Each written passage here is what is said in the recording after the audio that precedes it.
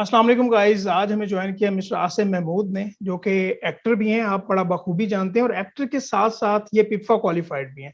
तो इसीलिए आज हमने इनसे रिक्वेस्ट की है कि आप सबकी गाइडेंस भी हो जाए और इनकी जर्नी भी शेयर हो जाए। अस्सलाम वालेकुम Asim Mahmood, thank you so much for joining us. वालेकुम अस्सलाम। कैसे हैं आप? ठीक हैं?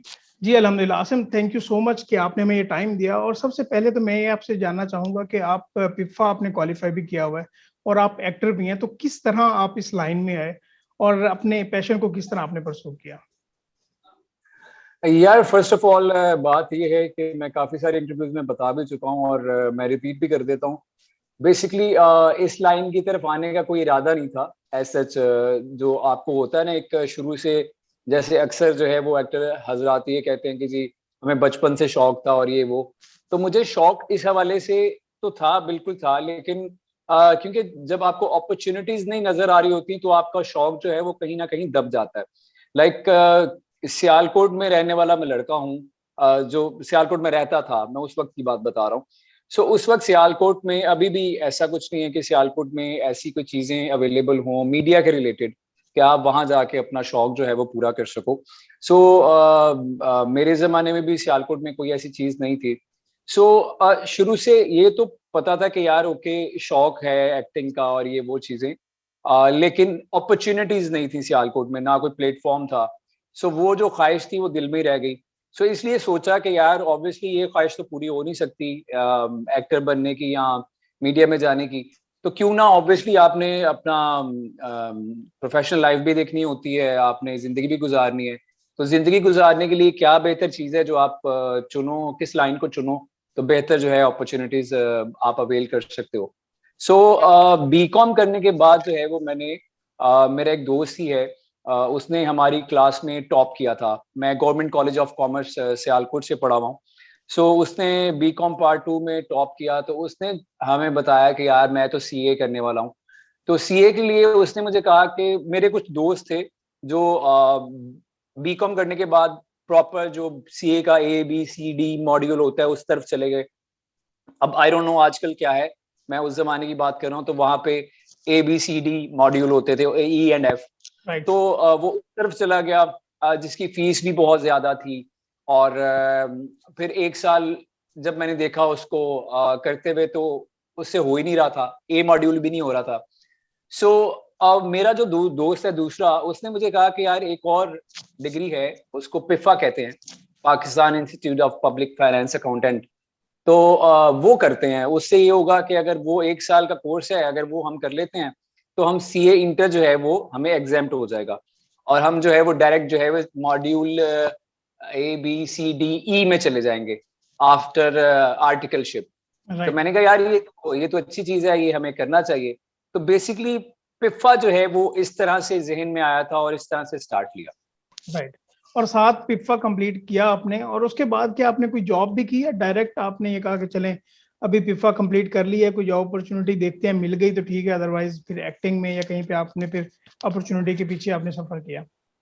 यार टू बी वेरी ऑनेस्ट, पिफा बहुत मुश्किल से हुआ था, बहुत मुश्किल से इस वजह से हुआ था कि बीकॉम तक जब आप पढ़ रहे होते हो, तो बीकॉम तक मुझे यही पता था कि पढ़ाई का कॉन्सेप्ट ये होता है कि आप आखिर वाले जो 2-3 महीने हैं वहां टिका के पढ़ो और उसके बाद आप पास हो जाते हो। और राइट। लिटरली मैं कभी फेल नहीं हुआ अल्हम्दुलिल्लाह। मैट्रिक में भी मेरे बहुत अच्छे A ग्रेड से मैंने नंबर लिए थे। उसके बाद डीकॉम में भी बहुत अच्छे थे, बीकॉम में भी बहुत अच्छे थे। तो बीकॉम तक जो है वो बस ऐसे ही पढ़ता रहा कि आखिरी 3-4 महीने में मेहनत की, टिका के पढ़ा और A ग्रेड से पास हो गए। ये कॉन्सेप्ट बैठा हुआ था। बट जब स्टार्ट किया पिफा, तो पिफा में इतना पढ़ना पड़ा, इतना पढ़ना पड़ा। मुझे याद है रमजान के दिन थे और मैं सहरी करने के बाद, नमाज पढ़ने के बाद पढ़ना शुरू करता था सुबह 10 बजे तक। फिर 2-3 घंटे की ब्रेक लेता था सोने के लिए, फिर नमाज पढ़ने के बाद, मतलब 24 घंटे में से तकरीबन कोई 19-20 घंटे पढ़ाई करनी पड़ती थी। और वो जब पढ़ाई कर ली और मैंने पिफा पार्ट 1 जो है उसके पेपर दिए, तो पार्ट 1 में सिर्फ 2 सब्जेक्ट थे। हम्म। बीकॉम में शायद फर्स्ट डिवीजन की वजह से 4 एग्जाम थे और 2 थे। एक था IT और दूसरा था एडवांस अकाउंटिंग। राइट। ठीक है, अब आई डोंट नो आजकल क्या है, तो उस जमाने में ये थे। सो मैंने क्या किया, हमने वो पेपर दिए, वो मेरा दोस्त भी था साथ जो जिसने टॉप किया हुआ था बीकॉम में, तो हमने पेपर दिए, तो यकीन जानिए जब रिजल्ट आया तो सारे बच्चे फेल, अच्छा। सारे के सारे फेल, लाइक सही। लिटरली कोई भी रेफर भी नहीं किसी की आई, सारे फेल। अच्छा जी, बड़ा ताज्जुब हुआ कि यार इतनी मेहनत की है, इतना पढ़े हैं, उसके बावजूद भी फेल हो गए हैं। जो हमारे टीचर थे वो उनसे हमने कहा कि सर हमने तो इतना कभी जिंदगी में नहीं पढ़ा जितना हमने इसमें पढ़ा है, तो क्या हुआ है? तो उन्होंने कहा कि बेटा बात ये है कि ये जो प्रोफेशनल स्टडीज होती है ना, इसमें ना आपके कॉन्सेप्ट्स देखे जाते हैं। ये नहीं देखा जाता कि आपने 50 सफ़े भर दिए हैं बीकॉम की तरह या एमबीए की तरह। यहाँ पे आपके कॉन्सेप्ट चेक करता है वो। बिल्कुल तो सही। जो अगर आपके कॉन्सेप्ट अगर ठीक नहीं है तो वो आपको फेल कर देगा। सो हमने क्या किया फिर जो पिफा पार्ट 2 था उसके 4 सब्जेक्ट थे, अभी मुझे याद हो तो कॉर्पोरेट लॉ था, टैक्सेशन थी, कॉस्टिंग थी और अकाउंट्स की एक और बुक थी आई गेस, यस। तो टोटल हो गए 6। तो टीचर हमारे थे समी साहब थे, वो अब कनाडा में होते हैं, तो उन्होंने हमें कहा कि बजाय इसके कि आप पार्ट 1 के दोबारा से पेपर दो, आप पार्ट 1 और पार्ट 2 के इकट्ठे पेपर दो। मैंने कहा सर 2 पेपर तो हम क्लियर कर नहीं सके, तो हम कैसे करेंगे लाइक 6? कहते बेटा देखो पढ़ना उसमें भी है, पढ़ना इसमें भी है, तो आप कर लोगे मैनेज, आप करो। तो हमने जब सेकंड अटेम्प्ट दी तो सेकंड अटेम्प्ट में मेरे 4 पेपर निकल गए थे अल्हम्दुलिल्लाह। मेरा दोबारा जो है वो आईटी में रेफर आई थी और कॉस्ट अकाउंटिंग में, यस सॉरी टैक्सेशन में रेफर आई थी। ये 2 चीजों में मेरी रेफर आई।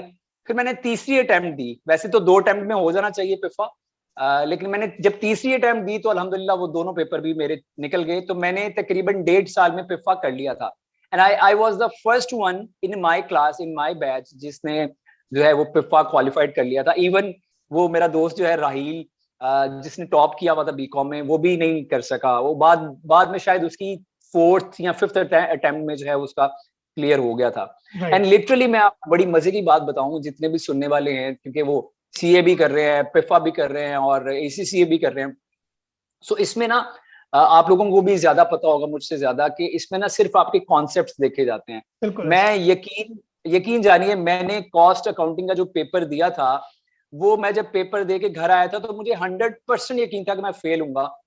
लेकिन मैंने एक अक्लमंदी की थी कि मैंने ना सिर्फ और सिर्फ अटेम्प्ट किए थे 3 क्वेश्चन, सिर्फ 3 क्वेश्चन अटेम्प्ट किए थे और उनको ही प्रॉपरली लिखा था। जो मुझे कॉन्सेप्ट्स मेरे क्लियर नहीं थे मैंने उनको अटेम्प्ट ही नहीं किया। सो उसने एग्जामिनर ने मुझे पास किया उसमें। वो हम्म। इस वजह से कि मैंने सिर्फ वही चीज पकड़ी जो मुझे आती थी। मैंने ये नहीं किया कि भाई ओके ये भी मैं जरा तुक्का लगा लेता हूँ, मैंने वो चीज नहीं की। तो अल्हम्दुलिल्लाह मेरा 1.5 साल में हो गया था पिफा। और उसके बाद आई स्टार्टेड डूइंग जॉब, क्योंकि पिफा करने के बाद थोड़ा सा जो है वो मेरा रुझान मीडिया की तरफ आना शुरू हो गया था। 1-2 चांसेस मुझे मिले तो मुझे लगा कि शायद यार मैं जा सकता हूँ, तो वो और फिर थोड़ा मेरी फैमिली के हालात भी कुछ ऐसे थे कि मुझे जॉब की जरूरत थी। सो मैंने ये सोचा कि यार साथ साथ मैं जॉब करता हूँ, तो देखता हूँ अगर हो जाता है बेहतर, पिफा निकल आता हूँ मैं, तो आगे देखेंगे, ट्राई करेंगे। अब आर्टिकलशिप में क्या होता है कि आर्टिकलशिप में आपको पैसे बहुत बहुत कम मिलते बहुत हैं कम, बिल्कुल ऐसे, बहुत कम। As compare to articleship. अगर आप कहीं जॉब कर रहे हो तो वो बहुत ज्यादा मिलेंगे। तो उस वक्त मुझे पैसों की बहुत जरूरत थी। सो मैंने सोचा यार ये आर्टिकलशिप जो है मैं बाद में भी कर सकता हूँ, अभी फिलहाल जो मेरा मोटिव है वो मैं अचीव करता हूँ। So I start doing job as a finance assistant. तो उसके बाद जो है वो आहिस्ता आहिस्ता थोड़ा सा तरक्की करते करते जब मैं फाइनली मैंने छोड़ी थी कंपनी, वो एक ही कंपनी में मैं रहा हूँ तकरीबन 3 साल मैंने जॉब की है। मैं इंटरनल ऑडिटर था जब मैं वहां से निकला हूँ। तो क्योंकि वहां पे इंटरनल ऑडिटर नहीं थे तो उन्होंने फिर उसका डिपार्टमेंट बनाया अलग से, और फिर जो है वो मैं वहां का हेड था। तो मैं एज ए इंटरनल ऑडिटर वहां था अपनी उस फर्म में। और जब तक मैंने मीडिया ज्वाइन नहीं किया मैं इंटरनल ऑडिटर के तौर पर ही काम करता रहा। So this is a thing. Right.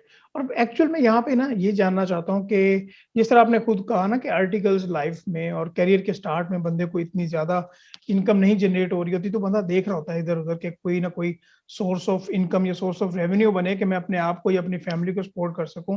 तो उस टाइम आपकी फीलिंग्स क्या थी? आप क्या शोबिज में भी जा रहे थे? क्या आपको अपॉर्चुनिटी मिल रही थी या आपने यही कहा कि हाँ ठीक है मैं इसी अपने करियर को आगे लेके जाता हूँ और इसी में आगे परसू करूंगा? एक्चुअली मैं जानना चाहता हूँ आपकी स्ट्रगल का पार्ट। यार मैं आपको थोड़ा सा एक बताता हूँ, एक चीज के जो देखने वाले स्टूडेंट्स हैं उनको भी मैं एक चीज बताता चलूं। कुछ चीजें होती हैं जो आपको बाय दैट टाइम समझ नहीं आ रही होती, ठीक है। आपको बाज़ औक़ात ना वक्ती फायदा ज्यादा नजर आ रहा होता है रादर देन जिसके आपको फ्यूचर में फायदा उसका नजर आए। मैं ये समझता हूँ कि अगर मैं मीडिया ज्वाइन नहीं ना भी करता तो मुझे उसी वक्त ये सोचे बगैर कि यार मुझे जॉब करने में ज्यादा पैसे मिलेंगे रादर देन आर्टिकल करने में, तो मुझे आर्टिकलशिप करनी चाहिए थी। बिकॉज उस वक्त तो मुझे लग रहा था कि यार मुझे पैसे थोड़े मिल रहे हैं इसके, 3-4 हज़ार रुपए या 5 हज़ार रुपए जितनी भी उसकी होती है, चार्जेस होते हैं। लेकिन लॉन्ग टर्म में मुझे बहुत उसका फायदा मिलता अगर मैं आर्टिकलशिप कर लेता। वही एज एन इंटरनल ऑडिटर जो मैं जॉब कर रहा था विदाउट आर्टिकल, फर्ज करें मैं 25,000 उस जमाने में लेता था, तो हो सकता है आर्टिकल के बाद वही मेरी जो पे है वो 1 लाख रुपए होती। सो बाज़ औक़ात क्या होता है कि हम वक्ती फायदा देख रहे होते हैं कि यार वक्ती तौर पे हमें ये चीज हमें मिल रही है, हम लॉन्ग टर्म में नहीं देख रहे होते उसको। सो अगर मैं लॉन्ग टर्म में देखता तो मैं डेफिनेटली आर्टिकलशिप की तरफ जाता। जी। सो उसके बाद जो है वो एक अपॉर्चुनिटी मुझे मिली थी हीरो बनने की, तरंग की।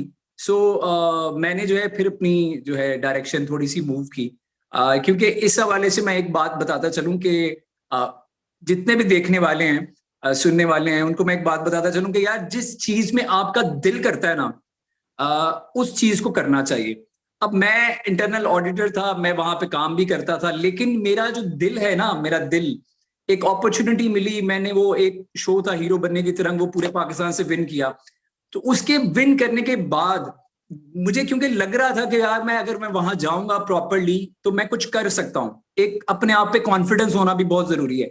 ऐसा नहीं है कि आंखें बंद करके आप जो है वो किसी भी फील्ड, आप सोचें यार अच्छा मैं सिंगर, मुझे यार सिंगर बनना है, लेकिन आपकी आवाज जो है वो कवे जैसी आवाज हो तो ऑब्वियसली आप नहीं बन सकते। सो पहले अपने आप को इवेल्युएट करना पड़ता है कि आप कहाँ हो, आप कहाँ स्टैंड करते हो। अगर तो आपको लगे कि यार वाकई आप में वो पोटेंशियल है, वो चीज है, फिर आप उस चीज को अटेम्प्ट करें। वो कोई भी फील्ड है, वो मेरी फील्ड है, वो इंजीनियरिंग है, वो डॉक्टरेट है, वो अकाउंटेंसी है, वो सीए करना है, या वट एवर द केसेस। आप ये देखें कि यार आपकी अपने आप को पहले उस काबिल बनाएं और देन जो है वो जंप करें उस चीज में। और लिटरली यकीन जानिए कि जब आप उस काबिल बनने के बाद जब उस फील्ड में जंप करेंगे ना, तो वो चीज जो है वो आपका पैशन बन चुकी होगी। तो जब वो पैशन बन जाती है तो आपको टाइम देखने की जरूरत भी नहीं पड़ेगी कि यार ओके 6 बज गए हैं, ये तो ऑफिस खत्म हो गया और मुझे घर जाना है। आप करते रहोगे क्योंकि आपका वो पैशन बन चुका होगा। जिस तरह से मैं अब एक्टिंग करता हूं तो मुझे कोई होश नहीं होती कि मैं भाई, हमारी जॉब जो है वैसे आप लोगों की जॉब से ज्यादा टफ होती है। जी बिल्कुल। हम काम करते हैं सुबह 10 बजे से लेकर रात 10 बजे तक, राइट। यूजुअली नॉर्मली इससे ज्यादा भी हो जाता है, लेकिन मुझे थकावट नहीं होती। वो इसलिए नहीं होती कि ये मेरा पैशन है। सो आप लोगों का जो भी पैशन है, आप अगर उसको लेके चलेंगे तो आपको कभी भी थकावट महसूस नहीं होगी और आप उसी चीज को एंजॉय करेंगे। बिल्कुल सही कह रहे हैं, ये आपने बहुत अच्छी बात की है। और आज ही अगर मैं आपको बताऊं ना, तो आज ही एक स्टूडेंट मुझसे ये कह रहा था कि सर वो 17 में से ना 14 पेपर मैंने एसीसी के क्वालिफाई कर लिए हैं, तो एक कंपनी से और एक फर्म से जॉब की ऑफर है, तो क्या मैं इंटर्नशिप जो वो कर लूं? तो मैंने उसे यही कहा था भाई कि आप वो काइंडली वो कंप्लीट कर लें, अभी शॉर्ट टर्म बेनिफिट ना देखें कि वहां से मंथली आपको 20-25 हजार मिल रहा है, अपना लॉन्ग टर्म को देखें कि आपको उसके बाद फायदा कितना होना है। अच्छा, यहाँ पे ना एक क्वेश्चन मैं थोड़ा सा हटके ये पूछना चाहूंगा कि अभी रिसेंटली वो हमने आपका एक ड्रामा सीरियल भी देखा ना, बड़ा वो हिट हुआ आपका महापारा वाला, जिसमें चार्टर्ड अकाउंटेंसी के आप स्टूडेंट थे और आपने क्वालिफाई किया एक। तो यहाँ पे ना मैं एक्चुअल ये क्वेश्चन आपसे पूछना चाहूंगा कि हमारी जो सीए फर्टर्निटी थी ना, स्टूडेंट्स ये क्वेश्चन कर रहे थे कि देखें एटलीस्ट वो थोड़ी स्ट्रगल तो दिखाते कि एक आर्टिकल्स का टाइम आ रहा है, वो आर्टिकल्स में इतना सफर किया होता है ना, स्टूडेंट थोड़ा सफर करता है, तो वो आपको थोड़ा दिखाना चाहिए था। एटलीस्ट आपने पेपर किया हुआ तो डायरेक्टर को बताते भाई थोड़ा सा इसको दिखाएं, कुछ रियलिटी दिखाएं कि कुछ और इंटेंसिटी बने, क्योंकि हमारे फील्ड में वाला जो आपका ड्रामा सीरियल था वो बहुत देखा गया चार्टर्ड अकाउंटेंसी में, अगर खासतौर पर मैं कहूँ तो। अच्छा, मैं इसमें आपको एक दो टेक्निकल पॉइंट बताता हूँ। नंबर 1 टेक्निकल पॉइंट ये है कि हमारे डायरेक्टर का हाथ नहीं होता इसमें। स्क्रिप्ट जो है वो लिखा होता है राइटर ने, ठीक है। और हम जिस तरह से काम कर रहे होते हैं ना, हम बहुत तेजी से काम कर रहे होते हैं। तो डायरेक्टर के पास इतना नहीं होता दिमाग, और इतना फाइनेंस भी नहीं होता कि आप एक अलग से टीम बिठाओ, वो रिसर्च करे कि यार अगर सीए करना होता है, डेफिनेटली मुझे तो पता था, उसकी स्टोरी भी सुनाता हूँ। सो इतना टाइम नहीं होता कि आप एक एक चीज पे ना एम्फसाइज करो। बेसिकली हम जिस ऑडियंस को अट्रैक्ट कर रहे होते हैं ना, वो ऑडियंस, अब जाहिर सी बात है जितनी ऑडियंस को हमने देखा, फर्ज करें उसके 2 घंटे बाद 1 मिलियन व्यूज हो जाते थे, तो 1 मिलियन में से शायद 100 लोग ऐसे होंगे जिनको पता है कि यार सीए जो है वो इतनी जल्दी नहीं होता, और आर्टिकलशिप करनी पड़ती है, उसके लिए 3-4 साल चाहिए होते हैं।